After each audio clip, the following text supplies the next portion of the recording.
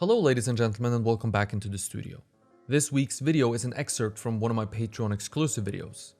This is from the second episode in the portrait series. If you want to get hold of a plaster skull to work from yourself, you can check the link at the top of the video description where you can purchase one from my friend Thor. If you want to support the channel and watch the full video, head over to patreon.com/Eirik Arnesen. You'll find the link in the description below. I hope you enjoyed the video. Okay, as you can see, we're back to our front view again, having worked on both profiles, and now I need to take a serious look and make sure that I still have decent symmetry, that I didn't make my skull very asymmetrical. A centerline is going to help me tremendously in this pursuit. A centerline is a super useful visual tool that gives you something clear to compare to. It's much easier to maintain symmetry and solid structure when you have a centerline. And exactly how this works or why this works, I don't really know if I can explain, but your mistakes are more obvious with a centerline there. It gives you something to reference off of. I like to have one drawn on my sculpture at all times to keep myself honest. I'd rather have my mistakes be out there for myself and easy to see for myself so that I can correct them now rather than having somebody else spot them later down the line.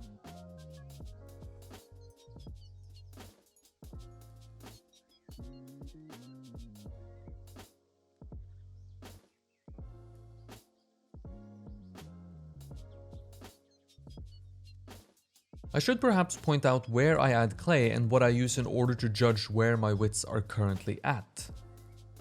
Let's start with how I judge where my widths are at.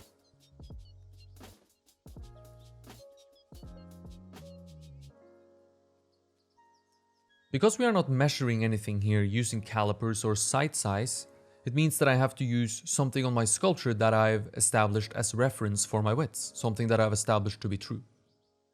If accuracy is a goal, any proportion can be judged based on width to height relationship.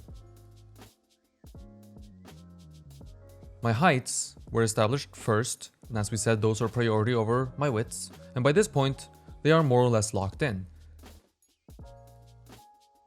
So now it should be a fairly simple matter of judging my widths against the heights that I have. Now, simple on paper, that is. It's actually quite difficult to get this right. I'm looking at the overall shape of the piece, and what I'm looking for is my skull a tall square, a square square, a flat square, round shaped, hard shaped, triangular. Whatever shape it might be, that's what I'm looking for.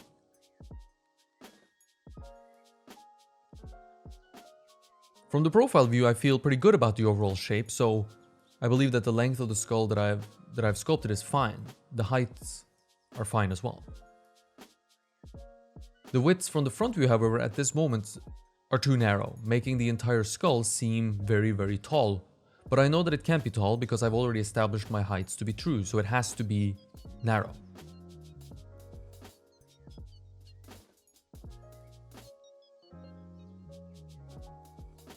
If I have to compress the width of some of my internal information in order to fit everything that needs to fit inside the border of my skull, then that's another telltale sign that I'm underbuilt.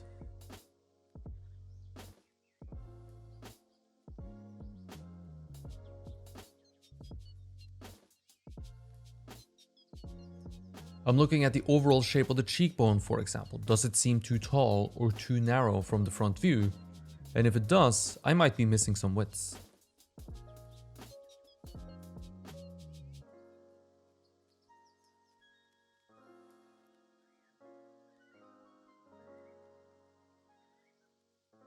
Close to my center line, I'm less likely to make mistakes or have to change things. So I bring the information that's close to the center line up to the width that it needs to be a lot faster than I do around the borders, where I prefer to sneak up on my widths and play it safe by staying flexible.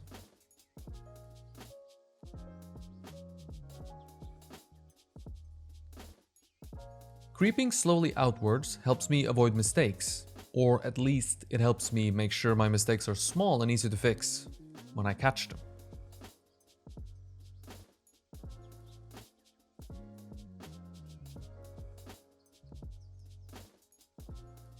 Another way to make sure mistakes are easy to fix is using the wall technique, or sculpting in a flexible manner, if you will.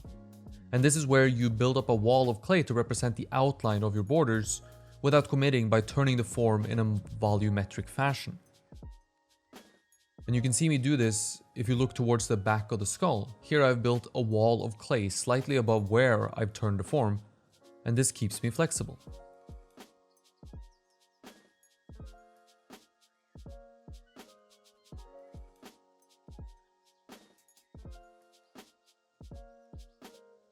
A wall of clay, which doesn't have any volume associated with it, is easy to move in and out.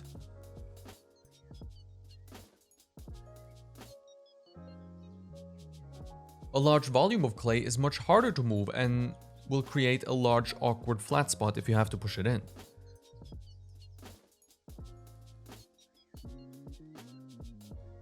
Using the wall technique means that you are taking notes and working with the clay in a flexible manner, which tends to be a very successful approach in my experience.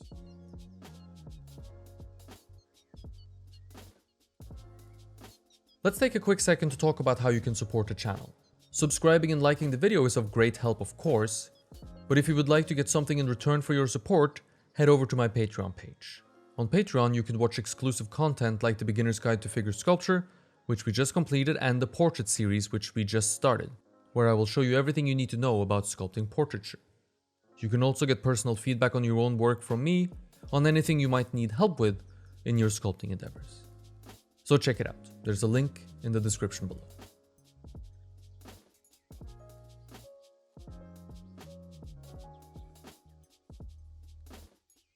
A free tip for you regarding the wall technique. Stay consistent with what you mean when you build a wall of clay. Personally, I prefer to only place my walls inside my forms. In other words, the walls represent a high point.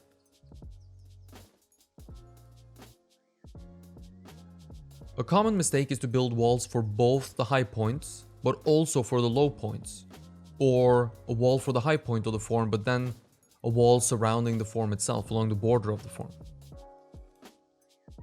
This has to do with the language of your clay. Try to keep that language clear to yourself. Try to keep it clear what one type of clay application means.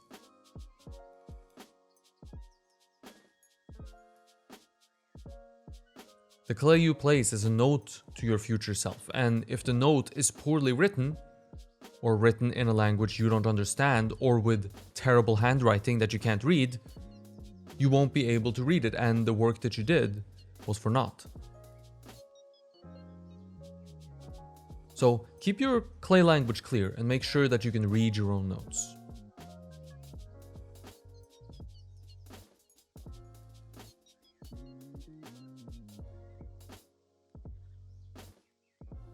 As I mentioned, I like to have all my clay creep slowly outwards together as one, as best as I can, at least. Not everyone works this way though. There are some key areas where I want to add clay first, and I let these areas dictate the rest.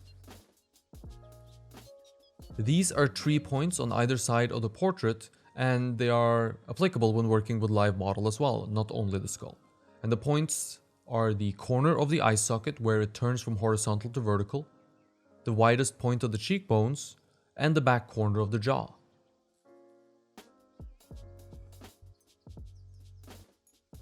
These 3 are good because they are all bones close to the surface, so when working from life, they say something about the structure of the skull underneath the surface of the skin.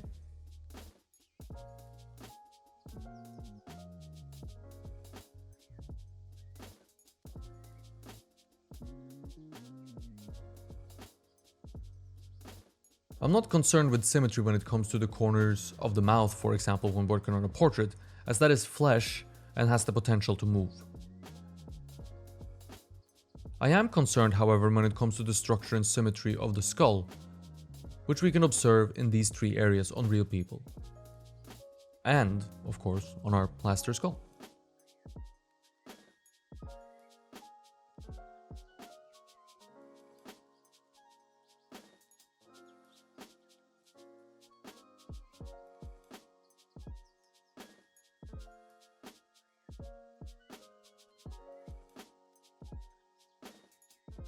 Many sculptors will build the profile and then build these 3 points all the way out to the width they need to be at. In other words, the overall width that we're after. Now, there's nothing wrong with that, but personally I find this hard or difficult to do as the jump that you have to make is quite significant, and I prefer to give myself some more visual information to confirm my heights. So I tend to creep out much slower than that and creep everything out together.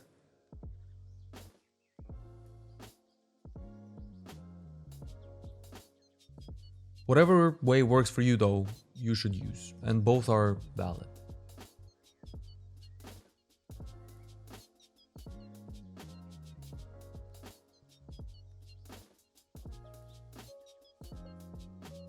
So with these 3 points, the corner of the eye socket, the widest point of the cheekbone, and the back corner of the jaw established from the profile, I've established their depths, of course.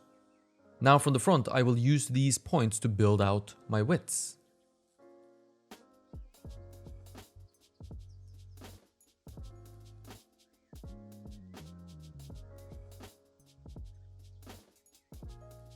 As I said, I take perhaps longer because I like to bring them out a little bit at a time before following up with the rest of the information that we have to deal with here. Either way, these 3 points have a relationship to each other that we must establish in order to have the outline of the skull from the front accurately represent the shape that we see on our plaster skull.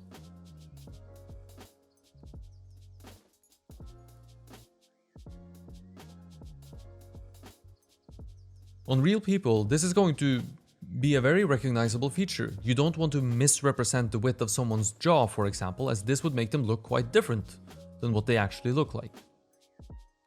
It would completely change the shape of their face from the front.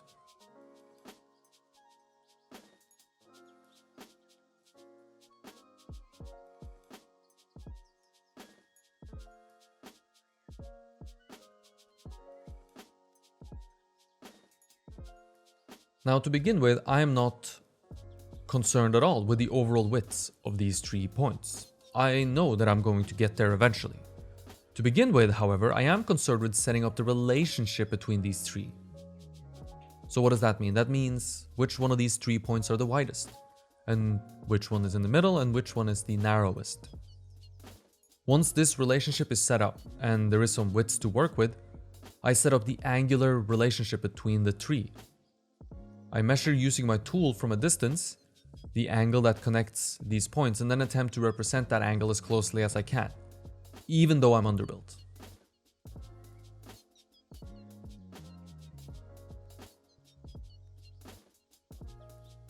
In the beginning, this means more or less just make it more right than wrong. And this is a general rule that's pretty simple that I do really like to follow. Just don't make it the opposite way of the way that it's supposed to be. Send it off in the right direction. Make it more right than wrong, and you will be in a pretty good place.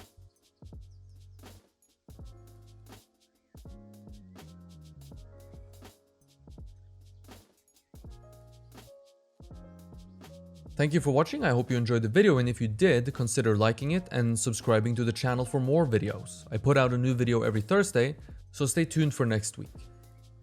If you want to support the channel, visit the link to my Patreon page in the description below the video to learn how.